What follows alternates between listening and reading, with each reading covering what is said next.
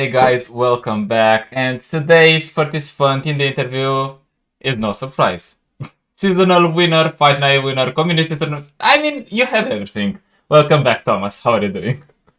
Yeah, I'm doing good. Happy to be here. Yeah, I was just asking, what am I going to do with you? Because you just keep on winning. Every 1 or 2 weeks, you just keep showing up and performing. And you are no stranger, so let's get straight to the decks, I think, because those are the spice here in the true sense of words. And the first one that you chose is Spider Bird, which saw nerf with Stalking Shadow. So why bring it here? So I was trying out Pirates as a third aggro deck, but overall the Spiders felt better. The Fearsomes felt really strong. And yeah, I basically wanted to try it because it was a single elimination tournament. So yeah, I tried it and it worked pretty well. Why did it work actually pretty well? What were you trying to target with the Spider Bird in particular, or was it just a placeholder in an aggro lineup? So basically it targets both Severe and surprisingly even the Plunder. So even when there is a make it rain and stuff, you still don't have to mulligan for certain one drops, and you can try to win with more combo way. Also, it's important to note that Plunder doesn't have many fearsome blockers. His first fearsome blocker basically starts on turn 4, so until turn 4 you can push a lot and then finish him with a burn. And Astral Fox, this card hasn't been seen, or maybe as a one-off sometimes. Why did you choose to place Astral Fox in your Spider Bird? So it's another fearsome unit. Plus, it's extra burn that requires opponent to do something with it, and you can bait some removal, so you can play Fervor. And it's also fine in the late game if you find it with the Stalking Shadows. So is this just an excuse for us to play Noxian Fervor? I mean, it enables it basically. It's a bit costly, so you don't ever mulligan for it, but it's fine in the late game to have some like more beefy unit. And as I said, another fearsome unit. Did you manage to pull any Astral off Fox off and actually damage their Nexus, or was it always an Noxian Fervor bait? Uh, I think I did one time, but I don't think the other times was even a bait because I didn't draw it or didn't manage to play it because I killed the opponent too fast. But yeah, I think it's great to off in the deck. And what do you think about the deck altogether in this meta? We were talking before the interview that the meta is changing basically every 3 days. So in this current meta, how do you feel about Spider Bird? Does it have a place, or was it just a one-time wonder? I think it might be a problem that the meta shifts to control decks now, with things like Spooky Karma and Evia. So I'm not sure if it will be good. But against, as I said, against things like Plunder, Severe, or other aggros that are not Raven Jinx, it felt fine. So if you expect to see a lot of severe decks and a lot of plunder, you might bring this one to a seasonal. Yeah, basically instead of Pirates, yeah. Alright, let's see if people are shifting towards control, because basically this meta was at the beginning a lot of mid-range, a lot of aggro, and all of a sudden control comes back and you don't know where they are hitting you from. Exactly. Moving forward, we have another contender that we did not see maybe that much, but more than Spider Burn, and this is Shurima Burn with the one of Darius. So why this deck as well in the lineup? What does this deck do? Is it a staple for aggro lineups, or are you trying it as well? I think it's staple. It's basically, in my opinion, second best aggro deck after Draven Jinx. And yeah, since you have 17 one drops, you have really like guaranteed basically the aggro in the beginning. So yeah, you can just smork your opponent really fast, and you have a ruinous path for the aggro mirrors. And doesn't it feel clunky to have a bunch of one drops later in the game against certain matchups, because you might just have a hand filled with one drops, they just remove. Uh, it can, but I tried to make it so it doesn't happen that often with the 2 drop 2/3 predict, the Chronomancer. instead of the Grenadier. So in the early game, if you predict, you are trying to predict for the top end, that being, for example, Ruin Runner or even the Hunter. Or in the late game, if you happen to draw the Chronomancer, you can try to predict for the burn that is required in the end game. So even though it can feel clunky in the late game with 1-drops, are basically trying to scale the game with a predict or with 5-drops, and of course Darius. So Aspiring Chronomancer is more of a tech card, so you actually find your late game instead of just playing the Grenadier, and you take the damage there, but then nothing happens. Yeah, exactly. It makes the deck more consistent. And why does Shurima Burn? Because in general, Shurima Burn doesn't like to play champions. It has a good core without them. So why doesn't it like to play champions, or why are they not useful for Shurima Burn? So I think it would use something like Draven, but I had Draven in Draven Jinx, and I think Azir is not good enough for the deck. But Darius is something like 4th Ruin Runner, and it's nice to have him in the late game. So yeah, I think one of Darius is fine. Maybe even two of. Depends on the meta. I understand. Would you cut Darius completely at some point from this deck just because Ruin Runner does such a good job? Maybe if the meta would be super aggressive, then Darius is not enough, because if you develop him, you can die because you just tap out. So yeah, only in this scenario. Alright, and in terms of the 1-drops, is there any science behind it, or did we just throw there every single 1-drop that we could find that it is valuable? So basically, every 1-drop is good, but the Marauder, I think, is not really good. Like, cutting a Marauder for some 2-drop is for sure an option. But yeah, I was convinced basically by Simon that 17 1-drops are good, and I agree with him, because you can the consistency of having 1-drop into double 1-drop is really high with this deck, and playing the Chronomancer to not break in the later in the game makes the deck more consistent. So yeah, it fell 5 with the 17 1-drops, but definitely the Marauders are the weakest ones. Does it ever feel clunky with the spiders, with the legions, saboteurs, and with the marauders when you are playing against a plunder deck? Because if they hit a make it rain, yes, you developed 1 or 2 or 3 1-drops in the early turns, but does it feel clunky when they hit a make it rain? It does, but in matchups like Plunder, you mulligan a bit differently. You can mulligan because you know they will keep the Plunder. The Make It Rain. So you try not to mulligan for as many 1-drops as 1 health, but you try to go for the Reaper, you try to go for the Legionary Guard, and even 2-drop or Hunter. So you basically try to break their hand by your mulligan. But of course, if you get the 1-drops, you try to not play that as much of them. So if they play Make It Rain, you can redevelop again.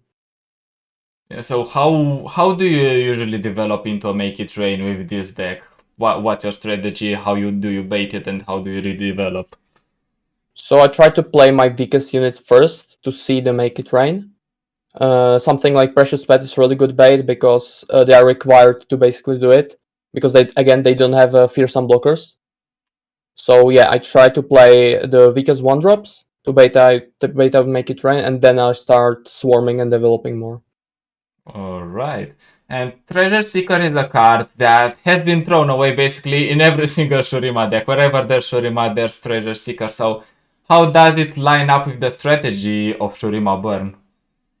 It lines up pretty fine, because it gives you basically another card, another unit, that is 5/2 and basically needs to be blocked. So thanks to this card, it feels like you are not running out of cards that much, even though you are playing 17 1-drops. Alright, and do you ever use it as a stalling mechanic? Because in other decks you can use it as basically your opponent doesn't attack for 2 mana. Yeah, not that much often. Maybe in the mirrors, but you definitely try to play it as fast as possible, because as the game goes on, the value of the Sand Soldier goes down. All right. I realized in your lineup you have a free spot for Sivir, especially because we have Shurima Burn here. So would actually Sivir make sense in a deck because you deal a lot of damage, you might level her up fast. Does the quick attack and special, or would it pay off or not? I don't think so. It's good enough. Having 5-3 with quick attack. I think you go more with the Swarm, and in the late game you just go with the Overwhelm and don't rely on the severe level up. Alright, and the last deck, it's actually no surprise because you are seeing it everywhere. You're seeing it on ladder, you're seeing it performing in tournaments. Discard Aggro. Is there anything that we should say about this deck anymore, or how did it actually perform in the tournament? So mostly it got banned. I think only in finals it didn't get banned, and it won. So I basically played one game of it. But yeah, it's basically the best aggro in the game now, and most importantly, it beats other aggros, so it's really good. Yeah, I sense that you are a little bit conflicted on your one drop slot because we are running double Draven's biggest fan, just one Legion rear guard. What's the reasoning behind it? Testing the waters if Draven's biggest fan is good, or what's the reasoning? So I used to play triple rear guard, but I wanted to try the biggest fan, and I knew that drawing biggest fan in late game is really bad. But I played like over 30 games with the Draven's biggest fan, and it felt really good to have the Draven more consistent on turn 3. And I had only like one time when I didn't want to draw or play the biggest fan, so it felt like it's just better than Rearguard. And also, if you get to meet other aggros and they don't ban Draven Jinx, biggest fan is really good, right? Because it can block on turn 1. Yeah, definitely makes sense. But you mentioned it a little bit at least. Doesn't it feel clunky when you draw it in the late game, or do you just mulligan consistently and get it consistently in the early game so you don't care about the late? Yeah, you mulligan for it for sure and trying to get it in the late game. But I think it also helps that it's only a 2 of, not 3 of. But as I said, I think the upside of the card is much stronger and better than the downside in the late game. So from my testing, it felt better than Rygar. Alright, some people, including me obviously as well, we're testing with Boom as well. I've been seeing Boom. I think Simon said the card is good, and then he slowly backed off from the card. So you backed off from Boom as well. Why? I was thinking about it, playing it maybe instead of the one Rygar. The issue with Boom Baboon I had is with Boom Baboon, I felt like I don't level up Jinx that consistently outside of having augmented. Where I played the 2-drop and it gave me another card in my hand, and it felt a little bit clunky with the level up Jinx with Ramage and stuff. But I think it's definitely an option that can help in the mid game. But yeah, for now, I try the Rearguard. And why do you think people are giving up on it? Is it not working for the deck? Are you not fast enough because you're playing it? Maybe not fast enough. I also think playing a 2-drop that has only 1 health can be an issue against Make It Rain and Ice Shards. And I think Draven Jinx is basically the worst deck against Plunder, so I don't think you want to be even worse against it. Yeah, definitely. And I see people that are coming back to Ramage. They're still playing one of. Why? I think it's again, it's really good for the Jinx level up and something that people have to play around and you can bluff. So you can basically keep the 2 mana and bluff that you will level up Jinx and get her to 4 health, so they don't want to engage with the removal on her. All right, that makes perfect sense. So now that we saw your triple aggro lineup, let's talk a bit about the tournament, the Royal Blue tournament. It was a single elimination tournament. So what did you try to do with the lineup? Did you try to target something in particular, as you said, or did you just try to also have fun? First of all, I wanted to try the lineup. because it's something we tried in our scrimming group. And in terms of targeting, I think I was targeting just the Sivir and the Plunder, and I was really comfortable against other aggro decks. And you are playing in the tournament, obviously. And what do you find? Do you find the matchups that you were expecting to target, or do you find some surprises here and there? So I think I found both. I was playing against Lurk, which is really bad against aggros. Also, I met the lineup with Lee, Draven, Ezreal, which both of these decks are pretty good against aggros. But I think thanks to the fearsomes, it's not that bad against Lee. And then I remember Karma Ezreal in finals, which I 2-0'd, so that felt fine. You mentioned Lee, and Lee is usually weak, or that's the general impression. Lee is weak against aggro, but then they get one or two of the dragons, and the matchup doesn't feel that terrible anymore. Did you encounter such a situation, or how do you feel about generally aggro versus Lee decks? I think Lee is comfortable with playing against aggros. I think these aggros that I played are best against Lee. I think pirates are really bad against Lee. Basically, Driving Jinx can overswarm Lee, and the Shurima Burn can play Merciless Hunter on the eye and has some fearsomes as well. And Spiders has fearsomes, which requires the Lee to play some buff on the eye if they want to block. So yeah, it's not amazing, but thanks to the choice of these three aggro decks, I didn't have to ban the Lee. And it sounds like Fearsome is the main star against Lee because you are baiting out their buffs. So is that the strategy? You bait out their buffs so they cannot use them whenever they want? Yeah, basically like that, exactly. Alright, so how did you actually 2-0 Ezreal-Karma? Because I think Ezreal-Karma is usually unfavored into any type of aggro that can go wide. So did at any point feel like you might lose one of the two games? I think I had pretty good hand, and he like in the first game he had like 3 karmas in hand or something. Oh. So I felt pretty comfortable.